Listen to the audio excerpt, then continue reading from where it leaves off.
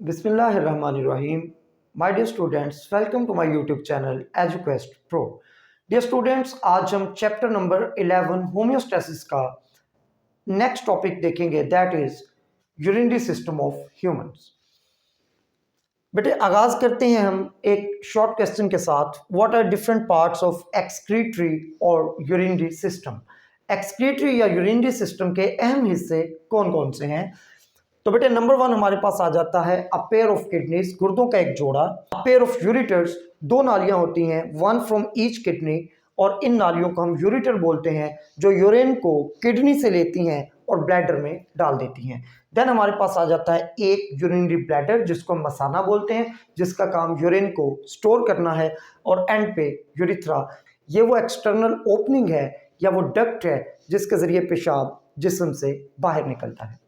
अब बेटे अगर हम स्ट्रक्चर ऑफ किडनी की बात करें तो kidneys are dark red bean shaped organs. ये गहरे सुर्ख रंग के लोबिये के बीज जैसे स्ट्रक्चर हैं। Each kidney is 10 centimetre long, 10 centimetre लंबा है, जो कि रफली 3.9 इंचेस बनते हैं, 5 centimetre wide and 4 centimetre thick, 5 centimetre चौड़ा और 4 सेंटीमीटर मोटा है। एंड वेज अबाउट 120 ग्राम, और इसका वजन सिर्फ 120 ग्राम होता है। यानी किडनीज इंतहाई छोटे स्ट्रक्चर्स हैं, लेकिन यहाँ पे ये बात काबिल जिक्र है कि आपकी हर कार्डियक आउटपुट का 20 से 25% ब्लड वो किडनीज रिसीव करते हैं। यानी जब भी हार्ट ब्लड को पंप करता है, उस पूरे ब्लड के वॉल्यूम में से 20 से 25% ब्लड जो है वो सीधा किडनीज में जाता है। Kidneys are placed against the back wall of abdominal cavity just below the diaphragm. अब बेटे जो गुर्दे हैं ये आपके एब्डोमिनल कैविटी की पिछली दीवार के साथ यानी कमर के साथ लगे हुए होते हैं, और ये डायफ्राम से बिल्कुल नीचे होते हैं। They are protected by last 2 ribs, आखिरी 2 पसलियां गुर्दों की हिफाजत करती हैं। अब बेटे जो लास्ट 2 पेयर ऑफ रिब्स हैं उन्हें हम फ्लोटिंग रिब्स कहते हैं, क्योंकि वो स्टर्नम यानी हमारी चेस्ट बोन के साथ अटैच नहीं होती, वो फ्री होती हैं। दैट्स वाई हम उन्हें फ्लोटिंग रिब्स बोलते हैं। The concave side of kidney faces vertebral column. अब बेटे हमारी रीढ़ की हड्डी के दोनों तरफ एक एक किडनी जो है वो मौजूद होता है, और किडनी की जो कनकेव सरफेस है उसका मुंह जो है वो वर्टिब्रल कॉलम की तरफ होता है। नेक्स्ट बेटे एक इंपॉर्टेंट शॉर्ट क्वेश्चन बन सकता है, डिफाइन हाइलस या what is hilus. Hilus is a depression near the centre of concave area of kidney. अब गुर्दे की जो कनकेव सरफेस है उसके सेंटर के करीब एक गड़ा होता है, एक डिप्रेशन होता है, उसे हम हाइलस बोलते हैं। Through which ureter leaves the kidney, ये वो जगह है जहां से यूरिटर किडनी से बाहर निकलता है। And other structures like blood vessels, lymphatic vessels and nerves enter and leave kidney. और दूसरी साख्तें जैसा कि हमारी ब्लड वेसल्स, हमारी लिम्फेटिक वेसल्स, हमारी नर्व एंडिंग्स, इसी जरिए से, इसी डिप्रेशन से किडनीज के अंदर और बाहर आती जाती हैं। बट ये लिम्फेटिक सिस्टम हमारा एक ऐसा सिस्टम है जो लिम्फेटिक डक्ट्स या लिम्फेटिक वेसल्स और लिम्फ नोड पर मुश्तमिल होता है, और इनके अंदर एक फ्लूइड बहता है जिसको हम लिम्फ बोलते हैं। ये लिम्फ बेसिकली क्या है, हमारी कैपिलरीज में हायर ब्लड प्रेशर की वजह से बहुत सारा जो फ्लूइड है वो लीक होके टिश्यूज के अंदर चला जाता है।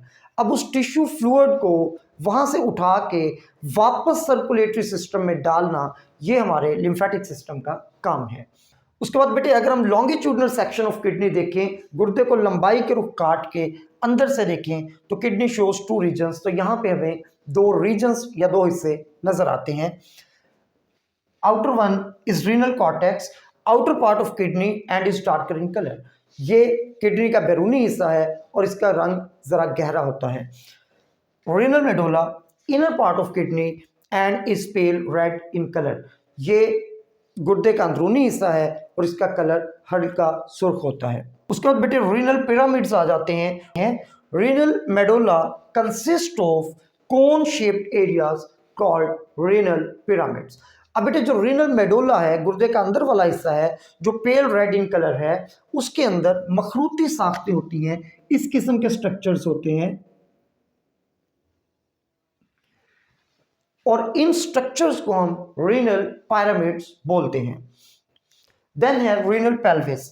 अब renal pyramids project into funnel shaped cavity which is the base of ureter. अब बेटे ये सारे के सारे रीनल पिरामिड्स इकट्ठे होके एक कीफ नुमा कैविटी में खुलते हैं। उस कीफ नुमा या फनल शेप कैविटी को हम रीनल पेल्विस बोलते हैं, और रीनल पेल्विस जो है ये हमारे यूरेटर की बेस है, यानी यही बेस रीनल पेल्विस जो है वो आगे चल के यूरेटर बन जाती है। जी स्टूडेंट्स, आज हम चैप्टर नंबर 11 का एक इंतहाई इंपॉर्टेंट लॉन्ग क्वेश्चन देखेंगे, और ये फ्रीक्वेंटली पेपर में आ चुका है। Right a note on structure and function of nephron. Nephron की साख्त और फेल पे हमने एक नोट लिखना है। The functional unit of kidney is nephron. जिस तरह नर्वस सिस्टम का फंक्शनल यूनिट एक नर्व सेल या न्यूरॉन है, जिस तरह हमारे रेस्पिरेटरी सिस्टम का या लंग्स का जो फंक्शनल यूनिट है वो एल्वेलाई है, जिस तरह हमारी पूरी बॉडी का स्ट्रक्चरल और फंक्शनल यूनिट वो एक सेल है, बिल्कुल इसी तरह किडनी का स्ट्रक्चरल और फंक्शनल यूनिट जो है वो एक नेफ्रॉन कहलाता है। There are over 1 million nephrons in each kidney. हर गुर्दे में 10 लाख से ज्यादा नेफ्रॉन्स होते हैं। There are 2 parts of nephron. Nephron के 2 हिस्से होते हैं। अब हम नेफ्रॉन का स्ट्रक्चर देख रहे हैं। Number 1, renal corpuscle. It is not tubular and has 2 parts. अब जो नेफ्रॉन का पहला हिस्सा है वो रीनल कार्पसल कहलाता है। इट इज नॉट ट्यूबुलर, और इसके फर्दर 2 हिस्से होते हैं। जो पहला हिस्सा है उसको हम ग्लोमेरुलस बोलते हैं। And what is glomerulus? It is a network of blood capillaries. खून की नालियों का एक गुच्छा या एक जाल होता है जिसको हम ग्लोमेरुलस कहते हैं। इसका अगला हिस्सा बोमेन्स कैप्सूल कहलाता है। A cup shaped structure that encloses glomerulus. अब वो जो ब्लड कैपिलरीज हैं, a network of blood capillaries, उसके बाहर की तरफ एक प्याला नुमा या कप शेप एक स्ट्रक्चर होता है जिसको हम बोमेन्स कैप्सूल बोलते हैं। नेफ्रॉन का अगला हिस्सा है renal tubule. It starts after Bowman's capsule. ये बोमेन कैप्सूल के बाद शुरू होता है। It's first portion is called the proximal convoluted tubule. अब रीनल ट्यूब्यूल ये ट्यूबुलर होता है, ट्यूब नुमा होता है, और इसके पहले हिस्से को हम प्रॉक्सिमल कॉन्वोल्यूटेड ट्यूब्यूल कहते हैं।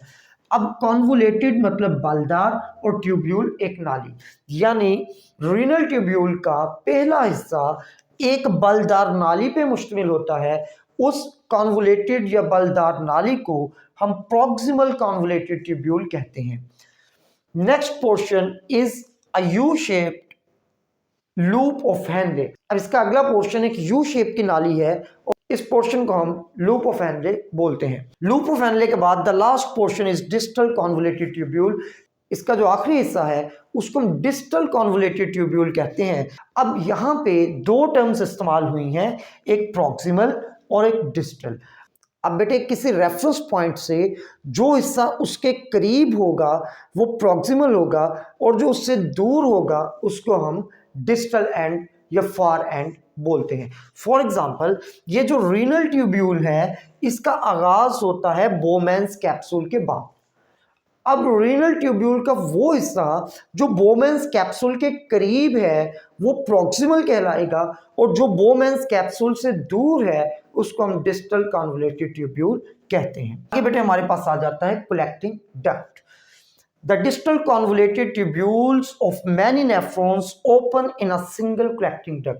अब बहुत सारे नेफ्रॉन्स के जो कॉन्वोल्यूटेड ट्यूब्यूल्स हैं वो इकट्ठे होके एक सिंगल कलेक्टिंग डक्ट के अंदर खुलते हैं, और उसके बाद papillary ducts, many collecting ducts, बहुत सारी कलेक्टिंग डक्ट जो हैं वो एक दूसरे के साथ ज्वाइन करती हैं, join together to form several hundred papillary duct, और ये मिलके सैकड़ों की तादाद में पैपिलरी डक्ट्स बना देती हैं विच ड्रेन इनटू रीनल पेल्विस, और ये सारी आगे जाके रीनल पेल्विस के अंदर खुलती हैं।